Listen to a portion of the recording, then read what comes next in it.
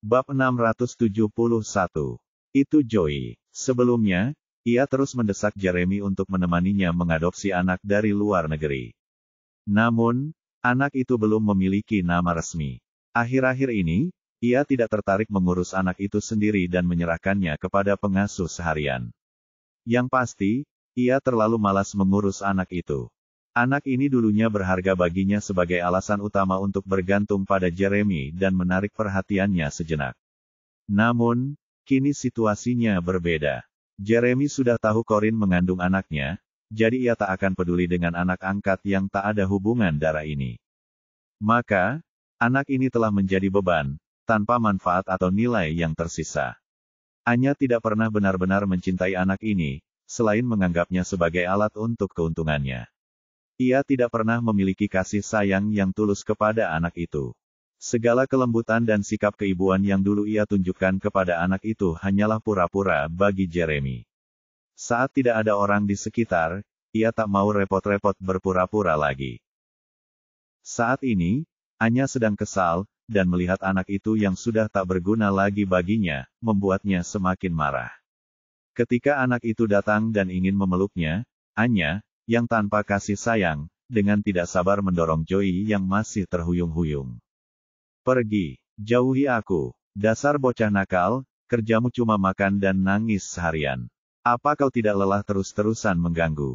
Joey terjatuh ke tanah, sangat terkejut dan tak berdaya, menatap ibunya dengan ekspresi bingung, lalu menangis terseduh-seduh, merasa sangat dirugikan. Anya merasa kesal dan sangat terganggu oleh tangisan keras anak itu. Karena frustrasi, ia mengulurkan tangan dan dengan paksa mencubit serta memelintir daging di tubuh Joey. Menangis, menangis, menangis. Yang kau tahu hanyalah menangis. Aku punya begitu banyak orang yang melayanimu, mengurus makanan dan minumanmu setiap hari. Apalagi yang perlu kau tangisi? Percayalah, jika bukan karena kebaikan hatiku saat mengadopsimu, kau pasti masih makan sisa-sisa makanan di panti asuhan miskin itu. Bisakah kau menikmati makanan enak seperti itu sekarang? Jangan tidak tahu terima kasih. Secara umum, orang-orang dengan status rendah sepertimu tidak berhak menginjakan kaki di Riveras. Seharusnya kau berterima kasih padaku, daripada menangis terus-menerus. Cukup, berhenti menangis. Menangislah lagi, dan aku akan menggunakan jarum untuk mengakhiri hidupmu. Diam, kau dengar aku. Kau mau menangis atau tidak? Sementara Anya mengomel, dia terus mencubit dan memelintir berbagai bagian tubuh Joey, melampiaskan kekesalannya yang terpendam. Namun, Joey tidak mengerti kesalahan apa yang telah diperbuatnya hingga membuat ibunya marah. Ia hanya tahu bahwa ia kesakitan karena dicubit, sehingga secara naluriah ia menangis lebih keras. Wah! Semakin anak itu menangis, semakin ganas Anya mencubitnya. Ini bukan pertama kalinya Anya memperlakukan Joey seperti ini. Setiap kali ia merasa tidak senang, ia suka melampiaskan kekesalannya kepada anak itu, melakukan kekerasan fisik, dan terkadang bahkan menusuknya berkali-kali dengan jarum suntik. Tentu saja, dia hanya melakukan hal-hal itu saat tidak ada orang lain di sekitarnya. Karena tidak memiliki rasa aman dan pemahaman akan aturan dunia, Joey yakin ia tak mampu melawan apa yang dilakukan ibunya. Maka, meskipun menangis, ia tetap mencari sandaran dan memanggil Anya sebagai ibunya. Kenapa anak itu menangis? Ada apa, Lukas? Mendengar tangisan anak itu yang memilukan, dengan paksa mendorong pintu hingga terbuka dan masuk ke kamar. Saat itu tangan Anya masih mencubit erat anak itu. Bab 672. Anya hanya ragu sejenak sebelum segera melepaskan genggamannya di tangan anak itu. Ia tetap tenang dan diam-diam menutupi bekas merah di tubuh Joey yang ditimbulkannya, lalu dengan lembut menarik Joey lebih dekat ke pelukannya, sambil berkata dengan lembut, jangan menangis, ibu di sini. Joey, jangan menangis, semuanya baik-baik saja. Menghadapi perubahan mendadak dalam emosi ibunya, tangisan Joey sedikit mereda, tetapi ia masih merasa sangat bingung tentang kesalahan apa yang telah diperbuatnya. Lukas mendekat, matanya yang jernih dan penuh pertimbangan dipenuhi keraguan. Anya, apa yang terjadi? Kenapa anak itu menangis seperti ini? Anya mendongak, ekspresinya polos dan tanpa dosa. Kak, Kakak sudah kembali. Nggak apa-apa. Joey tadi nggak sengaja jatuh dan terluka. Aku sedang menghiburnya. Kebingungan di antara alis Lukas menghilang, dan ia dengan lembut menyentuh kepala Joey. Pria sejati harus kuat. Kau tidak boleh menangis hanya karena benturan atau goresan kecil. Wajah Joey berlinang air mata saat ia mendongak menatap pamannya. Dengan keterbatasan kemampuan bahasanya, ia tak mampu mengungkapkan pengalamannya sendiri, namun ia merasa dirugikan dan mencibirkan bibirnya. Tiba-tiba, tangan ibunya mencubitnya lagi, tidak terlalu ringan atau terlalu kuat. Tatapan Joey yang ketakutan kembali tertuju pada Anya. Menghadapi tatapan peringatan ibunya, ia tak berani menangis lagi atau menunjukkan reaksi apapun. Ia takut pada ibunya, tetapi ia juga menyayanginya. Ia masih ingat ketika ibunya datang ke panti asuhan untuk menjemputnya. Saat itu, ia merasa ibunya sangat cantik, dan ia akan membawakannya banyak makanan lezat, mengganti pakaiannya dengan yang bersih. Pakaian, dan bermainlah dengannya dengan lembut. Sejak ia dapat mengingatnya, ia dikurung secara kasar bersama anak-anak lain di panti asuhan, dan tidak pernah merasakan perawatan yang begitu lembut dari siapapun. Namun, setelah ia diadopsi, ibunya menjadi agak tidak terduga. Kadang-kadang, dia bahkan tidak tahu apa kesalahannya yang membuat istrinya tidak senang, dan istrinya akan mencubitnya, memukulnya, dan memarahinya. Dia tidak bermaksud membuat ibunya sedih. Dia senang melihat senyum lembut ibunya kepadanya. Joey tersadar dari lamunannya, mengerucutkan bibirnya dengan cemas, dan mencoba menyenangkan ibunya. Bu, jangan marah. Joey minta maaf. Joey minta maaf. Anya tersenyum lembut padanya. Anak pintar. Mama nggak marah. Anak bodoh, mana mungkin mama marah sama Joey kecil. Setelah mendengar ibunya mengatakan dia tidak marah, Joey akhirnya merasa sedikit lega. Anya melanjutkan, anak baik, keluarlah dan cari bibi yang akan menjagamu sebentar. Ibu perlu bicara dengan paman. Aku akan menjemputmu nanti. Joey mengerti kata-kata ibunya dan mengangguk patuh. Lalu ia dengan kikuk berjalan keluar untuk mencari pengasuhnya. Setelah melihat Joey pergi, Anya berdiri dengan wajah agak murung, lalu menoleh ke arah kakaknya. Lukas, maafkan aku. Kau memintaku menemani Corin ke rumah sakit hari ini untuk operasinya, tapi aku tidak menjaganya. Wajah Lukas berubah serius. Edmund sudah memberitahuku tentang insiden hari ini. Ini bukan salahmu. Ini salah Corin. Terlalu licik. Tak berdaya, Anya mendesah. Kak, barusan adik Jeremy, Francine, meneleponku. Katanya Corin sudah kembali ke kediaman Holden bersama Jeremy. Jeremy sudah tidak menginginkanku lagi. Saat dia berbicara, suaranya tercekat, terdengar menyedihkan dan sedih. Lukas mengerutkan kening dan menepuk bahunya pelan, menenangkannya dengan suara hangat. Anya, jangan khawatir. Apapun yang kau inginkan, termasuk orang-orang, aku jamin akan menjadi milikmu. Tak seorang pun bisa merebutnya darimu. Kakak, Anya menerkam kepelukan kakaknya, bertingkah genit, penuh ketergantungan. Lukas memeluk erat adiknya. Ia sungguh merasa sakit hati, memikirkan bagaimana adiknya, di usia semuda itu, tidak bisa memiliki anak karena ulah seorang pria dan ditinggalkan begitu saja oleh pria yang sama. Sungguh tidak adil dan menyedihkan. Sebagai kakak laki-lakinya, bagaimana mungkin dia tinggal diam dan melihat adiknya menderita seperti ini. Sementara itu, di perkebunan Holden, Francine sedang berjongkok di luar pintu kamar tidur, menguping aktivitas di dalam. Apa yang Jeremy dan Corin lakukan di sana?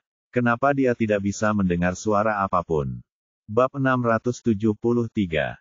Di siang bolong, bukankah mereka seharusnya tidur? Di dalam ruangan, Corin berdiri di tengah ruangan, melihat sekeliling tanpa tujuan. Ruangan ini adalah kamar tidur Jeremy, kamar yang sama yang mereka gunakan sebagai kamar tidur pernikahan palsu mereka sebelumnya. Perabotan di ruangan itu tampak persis seperti sebelum ia pergi, tanpa perubahan apapun. Namun, pola pikirnya berbeda setelah kembali. Di sampingnya, wajah Jeremy tak menunjukkan emosi apapun saat ia menatapnya dengan dingin, memerintah, baumu seperti disinfektan. Mandi dan ganti baju. Corin tersadar kembali, menundukkan kepala untuk memeriksa pakaiannya. Ia mengangkat lengan dan mengendus lengan bajunya, benar-benar mencium aroma disinfektan rumah sakit. Saat ia berada di rumah sakit sebelumnya, ia sudah memasuki ruang operasi dengan mengenakan gaun bedah yang disediakan oleh perawat. Meskipun ia segera digotong keluar dari ruang operasi oleh pria ini, ia tidak sempat berganti pakaian lagi, dan bau disinfektan masih tercium. Namun, begitu pria ini masuk ke kamar, ia langsung menyuruhnya mandi. Bukankah itu mudah membuat orang salah paham? Corin mengerutkan keningnya, merasa bahwa tinggal di ruangan yang sama dengan pria ini membuatnya tidak bisa berkata apa-apa dan cukup menyesakan. Akan lebih baik untuk bersembunyi di kamar mandi sebentar. Tanpa berkata sepatah kata pun kepada pria itu, Corin langsung masuk ke kamar mandi, mengunci pintu, dan mengisinya.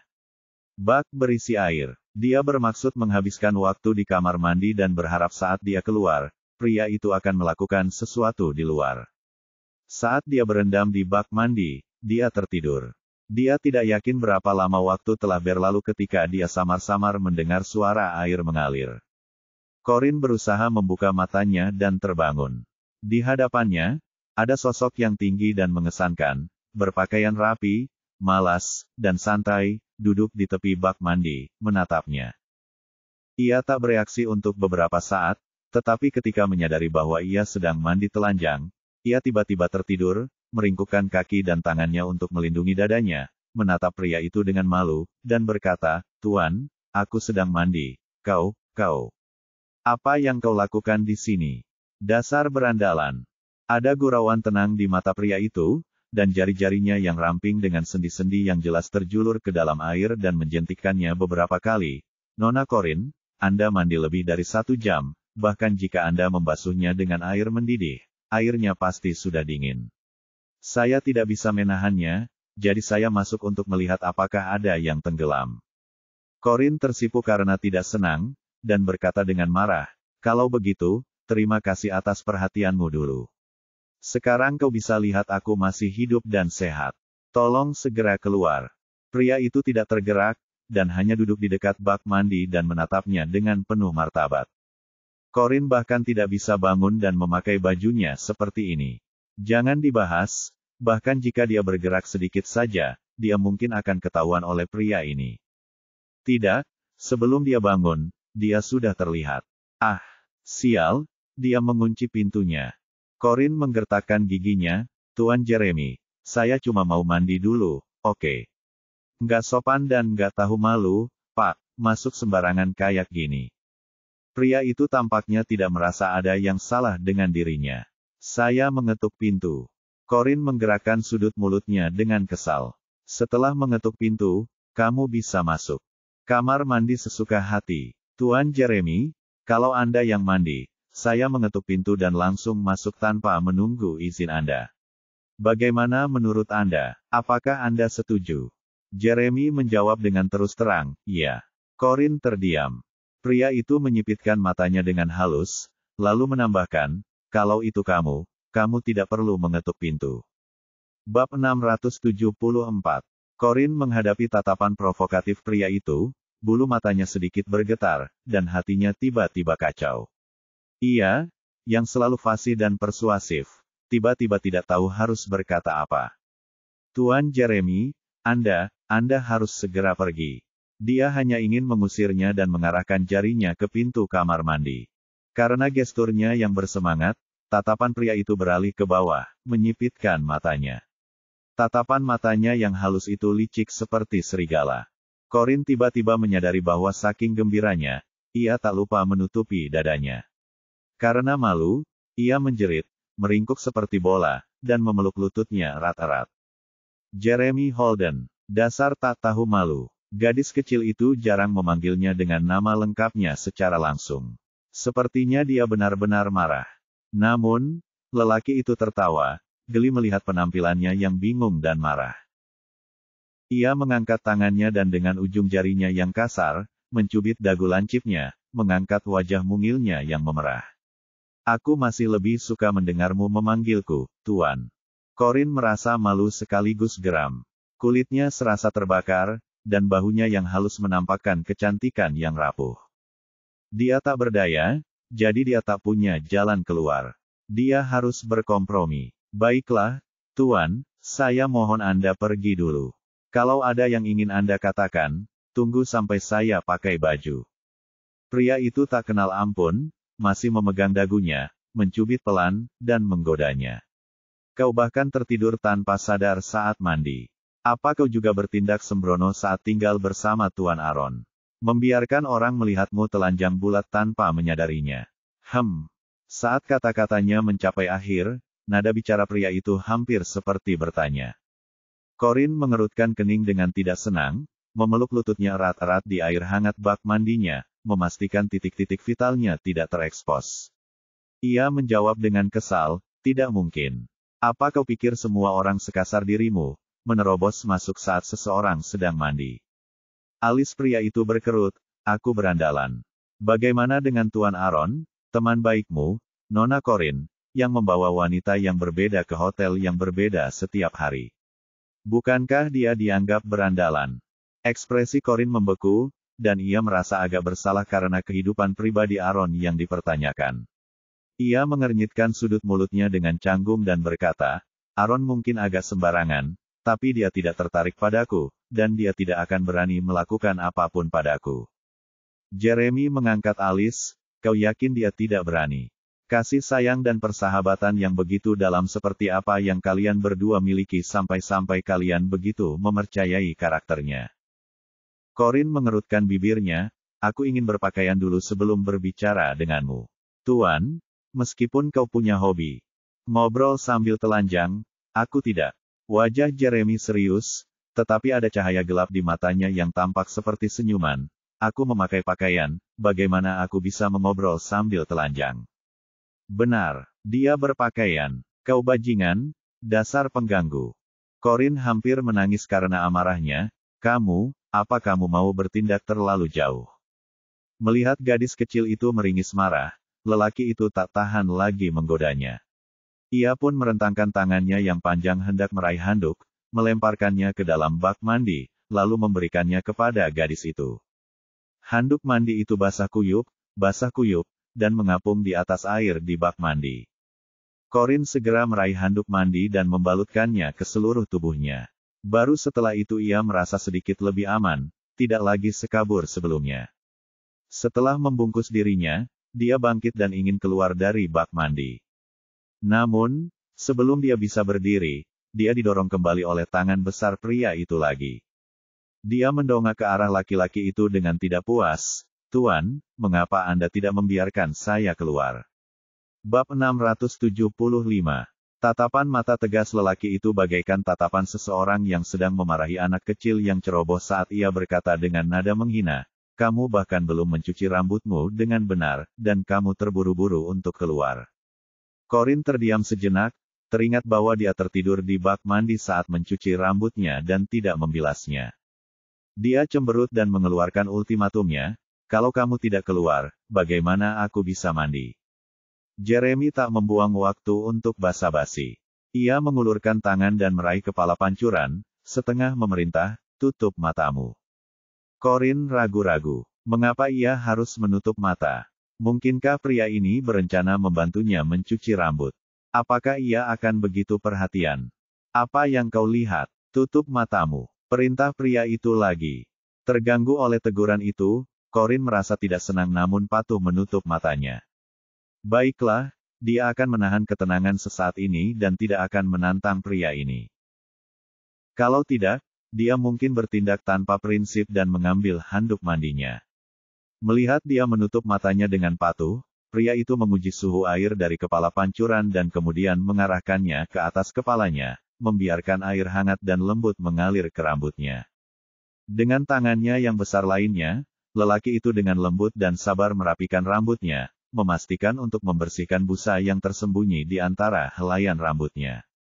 Mungkin memang benar bahwa seorang wanita menjadi kurang cerdas selama kehamilan. Gadis kecil ini tidak setajam dulu, tampak linglung dan bingung. Jeremy tidak tega meninggalkannya sendirian di kamar mandi untuk mandi, mengingat keadaannya yang sedang kebingungan. Alasan dia masuk saat dia sedang mandi bukanlah untuk mengintipnya. Ia terlalu lama berendam di bak mandi, tak merespons ketika ia mengetuk pintu. Baru pada saat itulah, sebagai upaya terakhir, ia menggunakan kunci untuk membuka pintu dan memeriksa keadaannya. Mengingat kehamilannya dan kondisinya yang sedang linglung, dia tidak ingin dia mandi sendirian. Bagaimana kalau dia terpeleset dan jatuh? Itu bukan masalah sepele. Rambutnya disisir lembut oleh tangan besar pria itu, sesekali dipijat lembut di kulit kepalanya. Dengan air hangat yang menambah kenyamanan, Corin merasa seperti kucing malas yang puas, benar-benar puas dan hampir mengantuk. Mengira tak akan ada busa di matanya, ia diam-diam membuka mata dan menatap pria tampan yang berkenan mencuci rambutnya, merasa linglung sejenak. Siapa sangka Jeremy, putra kebanggaan keluarga Holden yang berdiri di atas segalanya, mau merawat rambutnya sendiri secara pribadi. Sungguh tak terbayangkan. Menyadari tatapan tergila-gila sang gadis, lelaki itu menurunkan pandangannya dan tiba-tiba bertemu pandang dengan sang gadis. "Kenapa kamu menatapku seperti itu?" tanyanya, nadanya menggoda sekaligus mengejek. Corin merasa agak malu dan mengerjap tak wajar. Bolehkah aku melihatmu saja?" Pria itu menyipitkan mata, nadanya ambigu dan sarkastis. "Apakah aku tampan?" Corin mengakui dengan terus terang, kamu cukup tampan." Tatapan pria itu menjadi gelap, dan dia menatapnya dengan agresif. "Kamu pikir aku tampan, tapi kamu lari ke pria lain. Sepertinya di mata Nona Corin, aku bukan yang paling menarik." Corin menarik sudut mulutnya, merasa tak bisa berkata apa-apa. Setelah berputar-putar, percakapan kembali ke topik semula. Jika Jeremy begitu mengkhawatirkan kehadiran Aaron, mungkin saja ia akan menimbulkan masalah bagi Aaron dan perusahaannya di kemudian hari. Setelah mempertimbangkan hal ini, Corin memutuskan untuk jujur dan mengaku, "Pak, lebih tepatnya, Aaron dan saya berasal dari kampung halaman yang sama. Kami tumbuh bersama di desa yang sama, seperti teman dekat yang sudah seperti keluarga. Jadi, tidak mungkin ada perasaan romantis di antara kami. Dia sudah seperti adik bagi saya." Mendengar penjelasan sukarelanya, pria itu cukup terkejut, tetapi menanggapi dengan tawa kecil yang kelam dan tidak senang. "Jadi, kalian kekasih masa kecil, iya?" Dia mengangguk. Kira-kira begitu." Ekspresi Jeremy berubah serius saat ia membalikkan pertanyaan. "Lalu, apa hubunganmu dengan New Moon Group?" Bab 676. Saya punya saham kecil di New Moon Group. Dia berbicara dengan hati-hati. Jeremy menatapnya dengan tatapan yang penuh selidik, sebagian kecil, atau sebagian besar. Setelah mengetahui bahwa Corin dan Aaron tinggal bersama, dia mengirim Tommy untuk menyelidiki latar belakang grup New Moon. New Moon Group memiliki latar belakang yang bersih dan memulai dari nol. Ia merupakan bintang baru yang paling mencolok di antara perusahaan-perusahaan domestik. Dalam beberapa tahun, ia berkembang pesat dan hampir setara dengan konglomerat-konglomerat keluarga besar di ibu kota. Kekuatannya tidak boleh diremehkan. Namun, presiden mereka, Sante, dan wakil presiden, Aaron, bukanlah pemilik sebenarnya New Moon. 60% saham dipegang oleh pemegang saham utama misterius yang tidak pernah muncul di depan publik. Menurut penyelidikan, pemegang saham utama yang sulit ditangkap itu adalah seorang gadis muda. Ia sudah lama tahu bahwa Corin tidak sesederhana kelihatannya. Kini, setelah mengetahui bahwa Corin memegang saham terbesar New Moon Group, ia bahkan tidak merasa terkejut.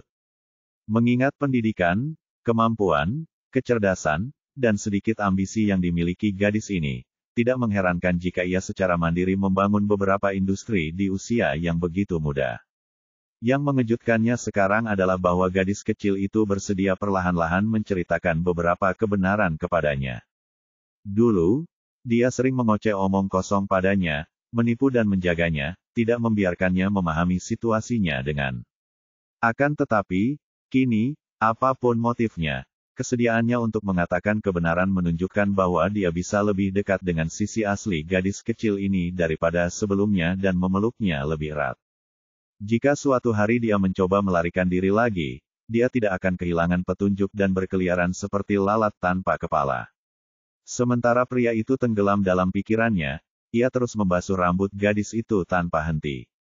Sendi-sendinya yang halus dengan lembut mengumpulkan air dari pancuran dan menuangkannya ke belakang kepala gadis itu, dengan hati-hati memastikan tidak setetes pun masuk ke matanya. Melihat Corin dengan gugup mengamati reaksinya, seolah takut membuatnya marah. Jeremy tak kuasa menahan diri untuk melembutkan hatinya, melepaskan rasa frustrasinya atas pelariannya selama sebulan, kebohongan, dan penyembunyian, sekaligus. Apalagi yang bisa ia lakukan jika ia tak bisa melepaskannya? Memukulnya. Ia tak sanggup. Saat pria itu melepaskan rasa frustrasinya, ia bercanda, pantas saja Nona Corin tidak pernah suka uang. Ternyata dia tidak kekurangan uang sama sekali dan dia adalah wanita kaya yang tersembunyi. Mendengar kata-kata ambigu pria itu, Corin memutar bola matanya dan berkata, siapa bilang aku tidak suka uang? Di mana tertulis bahwa seseorang tidak suka punya terlalu banyak uang? Kamu, sebagai kapitalis, seharusnya mengerti konsep bahwa uang membuat dunia berputar. Jeremy menyipitkan matanya dan bertanya dengan nada penuh arti sambil memegang rambutnya, uang membuat dunia berputar. Corin mengangguk, ya, benar kan? Tiba-tiba, tangan besar Jeremy yang sedang menjambak rambutnya, mencengkeram bagian belakang kepalanya, dan dia bertanya dengan nada penuh arti, kalau begitu, kalau aku berikan semua uangku, bolehkah aku memintamu untuk menggendongku, Nona Corin? Mata Corin berbinar, menunjukkan secercah keserakahan akan uang. Semuanya, berapa? Dia bertanya tentang jumlahnya. Jeremy tidak menggunakan kata-kata berbunga-bunga kali ini, seluruh Holdens, termasuk aku, adalah milikmu. Pria itu menatapnya dengan mata berbinar, sungguh-sungguh, tidak bercanda. Tatapannya yang terlalu tulus mengejutkan Corin, dan butuh beberapa saat baginya untuk sadar kembali dan berkata, itu terlalu banyak. Aku tidak mampu menanggungnya. Aku bukan. Ya Tuhan, bahkan jika aku menjual diriku kepadamu dan mengambil semua asetmu, aku rasa aku tidak akan bisa membawamu kemanapun. Bab 677. Lelaki itu melempar kepala pancuran dengan asal, memegang kepala mungilnya yang basah dengan kedua tangannya, lalu duduk di tepi bak mandi, mencondongkan tubuh dan mendekat, suaranya yang dalam mengandung godaan yang mematikan. Kamu bisa menggendongku, tidak sulit. Kamu hanya perlu mendorongku pelan-pelan, dan aku akan berbalik sendiri. Jarak antara keduanya tiba-tiba menjadi terlalu dekat, Corin tertegun, dan napasnya tergenang. Bagaimana ciuman itu terjadi, dia bahkan tidak tahu. Corin hanya tahu bahwa otaknya berdengung, dan semuanya kacau. Di kedua telinga saya hanya bisa mendengar suara deras air dan napas lelaki itu yang cepat dan teratur. Dia merasa seakan-akan hendak ditelan ke dalam lubang hitam, dan dia tidak berdaya untuk melawan, karena panas yang tak tertahankan mengelilinginya. Awalnya, air di bak mandi sudah dingin, tetapi sekarang airnya panas karena kerannya sudah lama dibuka oleh pria itu, dan air panas itu mengalir keluar perlahan, dan saluran pembuangan di bawahnya juga mengalirkan air dingin dengan kecepatan yang sama. Perlahan-lahan, air dingin itu digantikan oleh air panas. Dia baru saja terbangun oleh suara air mengalir. Tuan takut kalau dia akan masuk angin, jadi dia datang dan mengganti air panas untuknya. Awalnya, Corin secara naluriah menekan tangannya ke bahu pria itu, tidak menerima serangan mendadaknya, tetapi perlahan-lahan, dia merasa seolah-olah dia ditangkap, dan kedua lengan kecilnya yang basah tanpa sadar mengait di leher pria itu. Dia tidak lagi melawan, menghadapi perasaan batinnya secara langsung, dan mulai perlahan menanggapi ciuman bergejolak pria itu, bahkan tidak mau kalah. Detak jantung yang tak beraturan, napas yang tersengal-sengal, gesekan basah, dan keterikatan, membuat dua insan yang telah lama terpisah karena salah paham ingin saling menggosokkan diri. Tubuh Corin mengaitkan lehernya, dan tiba-tiba memiliki beberapa pikiran buruk, sengaja mencondongkan sedikit, dan menariknya ke dalam bak mandi. Bang! Pria itu jatuh ke dalam bak mandi, dan airnya tiba-tiba meluap. Kamar mandi tampak kebanjiran, dan basah di mana-mana.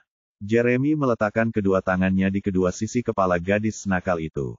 Tubuhnya tertahan di air hangat bak mandi, agar tubuhnya tidak menimpa gadis kecil di bawahnya. Pria itu menatapnya dengan merendahkan dan memarahinya dengan keras sambil mengerutkan kening. Kau gila, bagaimana kalau benda itu mengenai perutmu? Corin mengerjap, matanya berbinar-binar, wajahnya penuh kejahilan dan kegembiraan setelah lelucon yang sukses. Kaulah yang duluan menggila. Siapa suruh kau menciumku duluan? Sedikit saja. Melihat penampilannya yang imut dan penuh kebencian, pupil Jeremy menyusut, tenggorokannya begitu kering sehingga dia tidak tahan, dan ciuman itu jatuh lagi seperti belitan yang melahap, saling bertukar panas. Napas. Benda kecil yang menyebalkan ini hampir membunuhnya. Corin meninjunya, "Tuan, kemarilah." Berpelukan di dalam air terasa lebih dekat daripada di udara, erat dan intim. Jika ciuman ini terus berlanjut seperti ini, lelaki sialan itu hampir tidak dapat menahannya. Jeremy berkumpul secara rasional, menopang tubuh besarnya, dan akhirnya berpisah darinya dengan beberapa niat yang tidak terpenuhi. Tangan besar lelaki itu dengan lembut menyentuh kepala gadis itu, mengatur napasnya yang berantakan, dan membujuknya dengan suara rendah, "Baiklah, bangun, mandi, dan berpakaianlah. Kalau kamu terus membuat masalah, kamu akan masuk angin." Corin berciuman bagaikan orang mabuk, wajahnya merah padam karena bingung, matanya penuh dengan air mata yang berlinang, dan tangan mungilnya mencengkeram erat kemeja basah milik lelaki itu yang melekat di otot dadanya. "Aku tidak mau." Jakun pria itu menggeliat, dan ia tak kuasa menahan diri untuk mengecup bibirnya lagi. "Apa yang tidak kau inginkan?" "Hah!" Suara Corin serak karena kekurangan oksigen. "Aku tidak ingin kamu pergi." Bab 678. Jeremy tertegun, api yang baru saja dipadamkan dengan paksa, tiba-tiba menyala lagi. Sudut bibir pria itu sedikit tertarik, dan dia menatap dalam-dalam ke arah gadis kecil di bawahnya. "Apakah Anda mengundang saya masuk, Nona Corin?" Di saat seperti ini, lelaki itu masih saja ingin menggodanya. Corin sedikit marah, hanya butuh sesaat untuk berubah dari emosional menjadi marah. Ia mengerutkan wajah mungilnya, melepaskan tangan mungil yang mencengkeram baju pria itu, dan mendorongnya menjauh. "Aku tidak. Pergi. Tinggalkan aku sendiri." Saat ini dia sangat imut, seperti menantu kecil yang sedang marah-marah pada suaminya. Ia tak lagi acuh tak acuh terhadap segala hal seperti dulu. Ia tak lagi tenang, baik disenangi maupun dihina. Semuanya hanyalah sandiwara untuk menyenangkannya, tanpa emosi yang tulus. Lelaki itu menyukainya seperti itu, maka ia pun menekan tangan kecil nakal lelaki kecil itu, berhenti berkelahi dengannya, dan membujuk, "Dasar bajingan kecil, aku senang diundang, tetapi tidak, kamu sedang dalam masa pubertas, dan aku tidak bisa menindasmu." Apakah periode khusus berarti dia hamil? Corin tertegun sejenak dan bertemu dengan tatapan lembut pria itu, jantungnya berdebar kencang, dan dia menundukkan matanya dengan malu-malu seperti hantu. "Dokter bilang kau boleh menindas, asal kau tidak berat." "Diserahkan." Suara gadis itu sangat kecil, dan akhirnya, dia terlalu malu untuk mendengar apa yang dia gumamkan. Namun, pria itu mengerti segalanya. Pupil hitam di mata dingin yang tampan itu bergetar, bagai cincin yang patah. Ia meraih pinggang mungil gadis di bak mandi. Panas menyapu tubuh mereka. Dengan jalinan yang lembut, ia menyebar sedikit demi sedikit di tubuh mereka dan sekuntum bunga yang indah pun mekar. Ketika lelaki itu menggendong gadis itu keluar dari kamar mandi, langit di luar sudah gelap. Anak muda yang sedang jatuh cinta selalu menyerah tanpa lelah pada kelembutan, melupakan waktu. Pria itu dengan hati-hati menempatkan gadis itu di samping tempat tidur dan menarik selimut untuk membungkusnya, karena ia hanya mengenakan jubah mandi. Kemudian, ia dengan lembut mengambil handuk kering dan menyeka rambut panjangnya yang masih basah. Seperti halnya orang tua yang mengasuh anaknya. Namun, Corin sudah terlalu lelah untuk duduk diam. Tubuhnya begitu nyeri hingga ia bahkan tidak bisa berdiri tegak. Meskipun pria itu merawatnya dengan lembut dan penuh perhatian selama proses tersebut, ia kelelahan secara fisik akibat klimaks demi klimaks. Dia tidak kooperatif dan tidak mau repot-repot mengeringkan rambutnya. Dia pun ambruk di tempat tidur, seolah-olah tenaganya terkuras habis, hanya ingin tidur nyenyak. Saat Jeremy sedang menyeka rambutnya, ia tiba-tiba menghilang. Menundukkan pandangannya, ia melihat gadis kecil itu terbungkus selimut, sudah berbaring dan tertidur. Pria itu menatapnya dari atas, mengerutkan alisnya. "Kamu tidak boleh berbaring sekarang. Rambutmu harus dikeringkan dulu sebelum kamu bisa tidur." Corin terlalu malas untuk bergerak dan menggerutu, tidak perlu mengeringkannya, aku lelah. Melihatnya seperti ini, mata pria itu dipenuhi kelembutan dan kasih sayang, tetapi ia tak berniat memanjakannya dan membiarkannya tidur seperti itu. Tidak, dengarkan aku. Bangun dan duduklah dengan benar untuk mengeringkan rambutmu. Corin menganggap hal itu merepotkan dan sangat mengantuk, serta tidak ingin memperhatikannya. Tak berdaya, pria itu membungkuk dan memegang pinggangnya, mengangkatnya kuat-kuat agar ia duduk tegak kembali. Seolah kehilangan semua tulangnya, begitu Jeremy melepaskan cengkeramannya, gadis itu tak mampu menopang dirinya sendiri, dan Jeremy membiarkannya bersandar di tubuhnya sendiri. Melihat si kecil yang kelelahan, pria itu tak kuasa menahan diri untuk tidak merasa sedikit menyesal karena kurang menahan diri di kamar mandi. Ia terlalu kasar padanya. Akan tetapi, apapun yang terjadi, rambutnya harus dikeringkan sebelum dia bisa tidur. Kalau tidak, dia akan masuk angin dan sakit kepala keesokan harinya. Membawa pengering rambut, Corin buatan manusia itu dengan malas bersandar di dadanya dan memeluknya dengan sangat hati-hati, meniup rambutnya dengan lembut. Rambutnya panjang, dan butuh waktu lama untuk kering. Akhirnya, jari-jari ramping pria itu dengan lembut menyentuh rambutnya, memastikan rambutnya sudah cukup kering. Ia meletakkan pengering rambut dan berkata dengan suara hangat, "Oke, sekarang kamu bisa berbaring dan tidur." Akan tetapi, karena tidak ada suara dari pengering rambut, suara gemuruh dari perut Corin menjadi sangat jelas di ruangan yang sunyi itu. Bab 679. Corin mengerutkan bibir dengan canggung dan mengusap perutnya. Alis pria itu terangkat, sedikit geli. "Lapar?" tanyanya. Corin mengangguk. Lapar." Dia berbisik padanya, "Apa yang ingin kamu makan?" Ia mendongak menatapnya, sebuah ide tiba-tiba muncul di kepalanya. "Saya ingin makan makanan buatan Anda, Tuan." Jeremy mengerutkan kening. Gadis kecil ini benar-benar menyusahkannya. Dia tidak tahu cara memasak apapun. Namun, ini adalah permintaan pertama dari si kecil nakal yang baru saja ia dapatkan kembali, jadi bagaimana mungkin Jeremy tidak memanjakannya. "Baiklah, tunggu aku. Aku akan belajar memasak sesuatu untukmu." Corin membuka tangannya dengan malas. "Tidak perlu menunggu, aku ingin melihatmu berhasil, Tuan." Pria itu menyipitkan matanya. Apakah si kecil nakal ini bersemangat lagi? Sambil membungkuk, ia menerima uluran tangan gadis kecil itu dan memeluknya erat-erat. Ia menepuk-nepuk pantat mungil gadis itu dan berkata, "Sepertinya kau belum cukup lelah. Kau masih perlu sedikit merapikan diri." Mendengar penekanannya pada kata, menegangkan, Corin langsung ketakutan.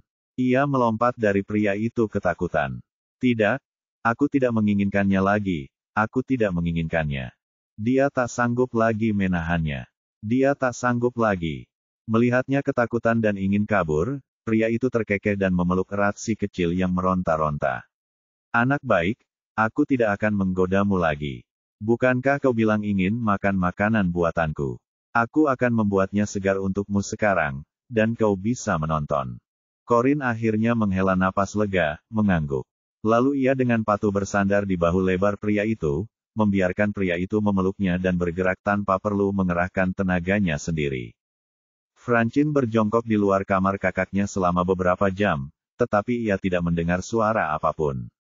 Baru setelah ia melihat kakaknya, Jeremy, menggendong Corin seperti anak kecil dan keluar dari kamar, menuju ke bawah. Francine mengerutkan kening tidak setuju dan bergumam, "Dia sungguh licik, merayu saudaraku." Begitu dia kembali, ia diam-diam mengikuti mereka dan merekam seluruh kejadian dengan ponselnya, termasuk saat kakaknya pergi ke dapur untuk memasak sendiri bagi Corin. Ia kemudian mengirimkan informasi terbaru kepada Anya. Keluarga Rivera. Anya menonton video yang dikirim Francine, matanya memerah karena marah. Ia menggertakkan gigi dan membanting ponselnya ke tanah. Suara keras telepon yang jatuh ke lantai membangunkan Joey yang baru saja tertidur. Anak itu menatap ibunya yang marah dengan bingung.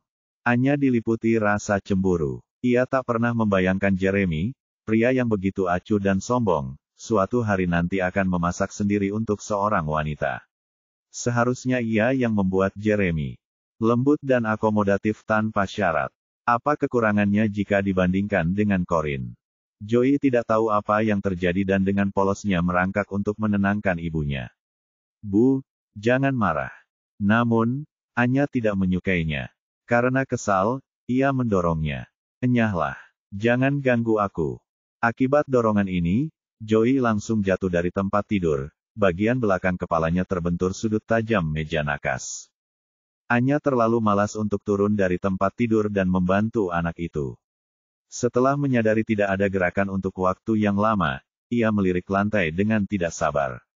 Tiba-tiba, pupil matanya membesar, dan ia benar-benar membeku.